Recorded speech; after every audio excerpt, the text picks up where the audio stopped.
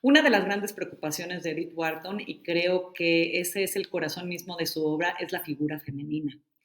Yo creo que nadie antes de Edith Wharton había explorado la figura femenina como ella lo hace. Realmente es maravilloso lo que hace en su obra porque lo que retrata, por ejemplo, en La Edad de la Inocencia, son una serie de personajes femeninos tan distintos entre sí, tan convencionales, y en donde hay un personaje en especial que va a implicar una ruptura. Por supuesto, estoy hablando de Ellen Olenska, uno de los tres personajes principales.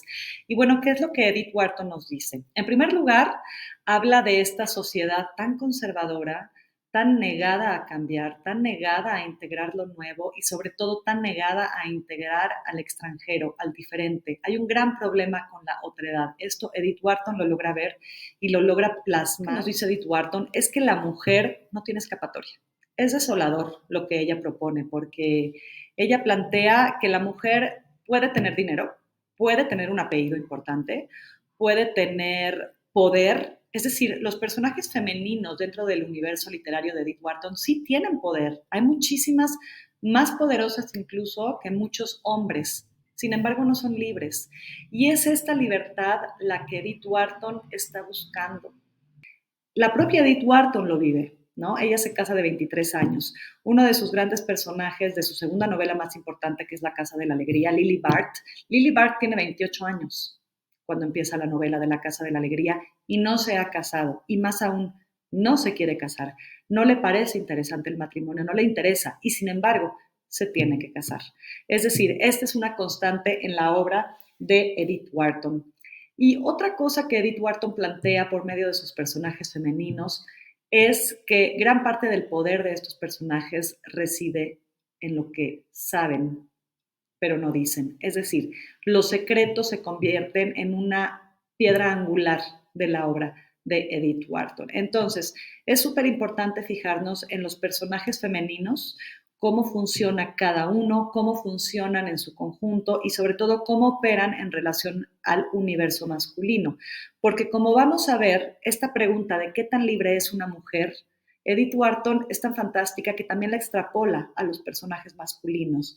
En La Edad de la Inocencia, sobre todo, nuestro personaje principal, la mirada que vamos a tener a la historia no es a través de la mirada femenina, es a través de la mirada masculina, es a través de Archer, el personaje principal. Y la pregunta ¿es Archer libre? Porque se supone que si las mujeres no son libres, los hombres sí lo son. Sin embargo, Archer tampoco es libre y su destino acaba siendo someterse a las convenciones sociales. Entonces, me parece que para Edith Wharton no es el matrimonio en sí la prisión, es la sociedad. Es esta sociedad conservadora que se resiste a cambiar y que sin embargo va a tener que aprender a hacer. Hablemos ahora de la novela de La Edad de la Inocencia y por qué considero que esta novela es tan perfecta, está tan bien estructurada, es realmente la obra maestra de Edith Wharton y bueno, no sé si ustedes lo sepan, pero Edith Wharton es la primera mujer que gana el premio Pulitzer, este premio importantísimo, un reconocimiento súper, súper valioso. Es la primera mujer que lo gana justamente por esta novela, La Edad de la Inocencia, que Edith Wharton publica ya grande, de 58 años. Ahora, muchos ven La Edad de la Inocencia como una novela histórica. ¿Por qué? Porque la Edad de la Inocencia está situada en 1860, 1870, sin embargo, Edith Wharton la escribe en 1920, es decir, es una mirada retrospectiva a lo que fue. Y sí, hay cierto tono de nostalgia, hay mucha crítica, hay mucha sátira en la novela, pero también hay mucha nostalgia de aquello que se fue. Pensemos en el título, La Edad de la Inocencia. ¿A qué se refiere? Bueno, hay una pintura de tiempo atrás, de 1785 o de 1788, más o menos de esta época, que justamente se llama La Edad de la Inocencia, es de un pintor que se llama Joshua Reynolds.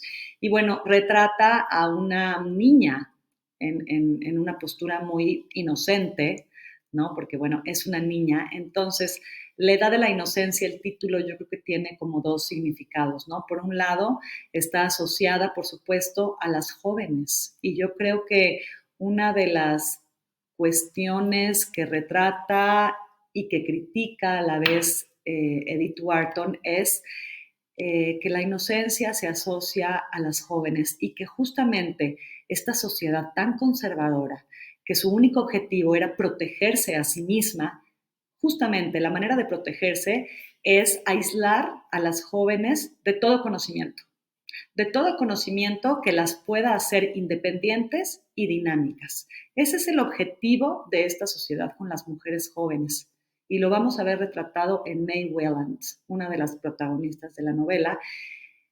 Pero yo creo que por otro lado, la edad de la inocencia, y es aquí donde hablo de esta nostalgia, de este tono nostálgico de la novela, es la edad de la inocencia. Es decir, qué inocente era esta sociedad al pensar que podía conservarse pura, que podía conservarse intacta, como si los cambios sociales no la fuera a tocar, como si la migración, la industrialización, la desigualdad, como si esto no fuera a tocar a esta clase social que hasta entonces había permanecido intacta. Entonces creo que esas son las dos acepciones de inocencia que Edith Wharton quiere retratar en esta novela. Me parece un título fantástico y me parece un título que incluso podría tener como mucho significado. Para empezar a leer esta novela, vamos a fijarnos en el primer párrafo. Es que de verdad, este primer párrafo contiene todo lo que vamos a ver en esta novela. Prácticamente podríamos leer el primer párrafo y ya no leer la novela. No es cierto. Pero sí es verdad que si ponemos atención en este primer párrafo, vamos a ver cómo todos estos temas de los que hablé están ahí presentes. Fíjense bien. Bueno, era una tarde de enero de comienzos de los años 70. ¿Qué nos plantea la primera escena de la edad de la inocencia? La ópera, el lugar social, ¿no? Donde toda la aristocracia se reunía. Y fíjense bien lo que dice el párrafo. Dice, ya había rumores de la construcción de un nuevo teatro de la ópera que competiría en suntuosidad y esplendor con los de las grandes capitales europeas. Fíjense, aquí está hablando de la aspiración e influencia europea. Los neoyorquinos quieren ser como Europa. Es su gran influencia. De hecho, hay muchísimas construcciones de la época que se traen literalmente en barco, se las traen de Europa, ¿ok? O que se construyen con influencia europea. Entonces, ya se habla de un teatro que se va a construir. Esta mirada es, esto que nos plantea Edith Wharton aquí es, todo está a punto de cambiar. Ya se están construyendo los cimientos de lo que va a ser el Nueva York del futuro. Después dice, los más tradicionales le tenían cariño precisamente, esto es esencial, los más tradicionales le tenían cariño precisamente por ser pequeña e incómoda, lo que alejaba a los nuevos ricos, a quienes Nueva York empezaba a temer, aunque al mismo tiempo le simpatizaban. Miren, la edad de la inocencia al final es una pugna entre lo nuevo y lo viejo, y es una pugna entre lo individual y lo colectivo. Eso es la edad de la inocencia. Vamos a ver esta tensión todo el tiempo, lo nuevo, lo viejo, lo individual y lo colectivo. Y lo vamos a ver en la figura de Newland Archer, cómo los deseos de Newland Archer siempre van a estar peleando con lo que la sociedad quiere. Y fíjense bien, al final, ¿quién gana? ¿Por qué Edith Wharton hace triunfador al que hace triunfador? Entonces, aquí podemos ver que, claro, los más tradicionales, la sociedad conservadora que está retratando Edith Wharton, le gusta ese teatro. Aunque es incómodo, ¿sabes qué? Tiene difícil acceso para que lleguen los nuevos ricos. Es a lo que más le temen estas familias de apellido, a los nuevos ricos que van a llegar a cambiarlo todo. Sin embargo, ¿qué creen? Que ellos necesitan a estos nuevos ricos. Después, ¿qué dice? Por su parte, los sentimentales se aferraban a la academia por sus reminiscencias históricas y a su vez los melómanos la adoraban por su excelente acústica, una cualidad tan problemática en salas construidas para escuchar música. La alta cultura. Esto es algo que, claro, solo le pertenece, acuérdense que en esa época solo le pertenecía la alta cultura a las altas clases, ¿no? En Newland Archer, por ejemplo, esto es muy evidente. Newland Archer, bueno, sí sabemos que trabaja, pero realmente trabaja como para pasar el tiempo. Newland Archer en ese sentido es una especie de Hamlet. Es un hombre intelectual, es un hombre que no acciona mucho, es un hombre que se deja llevar y por eso la llegada de él en Olenska va a suponer para él una ruptura tan importante en este mundo tan perfecto que él tenía. Entonces, hay que poner muchísima atención en estos primeros párrafos del primer capítulo de La Edad de la Inocencia, porque aquí Edith Wharton nos lo da todo. En una escena magistralmente contada dentro de un círculo social tan cerrado en la ópera, este lugar donde todos se reúnen, y fíjense cómo ella coloca todos los personajes en los balcones, todos se ven de un lugar a otro, hay una mirada múltiple, ¿no?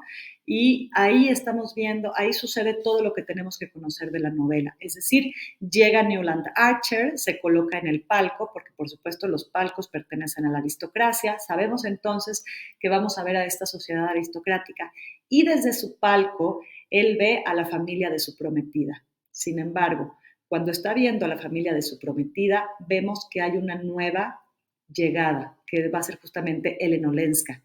¿Y cómo conocemos a Ellen Olenska? No la conocemos por ella. La primera mirada que tenemos de Ellen Olenska es de dos personajes a quienes después vamos a conocer, que son dos voces muy importantes dentro de la sociedad neoyorquina. ¿Y cómo termina el primer capítulo de La Edad de la Inocencia? Termina con una de estas autoridades, y autoridades en chismes, diciendo: no creí que los Welland se fueran a atrever. Nos deja entonces el primer capítulo en una tensión importante de saber a qué se atreven los Welland, quiénes son los Welland y quién es esa mujer que está ahí cerca de la prometida de Newland Archer. En fin, yo creo que este primer capítulo nos da muchas pistas, nos da muchas interrogantes y hay muchos símbolos que tenemos que poner atención, porque esta va a ser la ventana mediante la cual va a empezar esta maravillosa novela llamada La Edad de la Inocencia.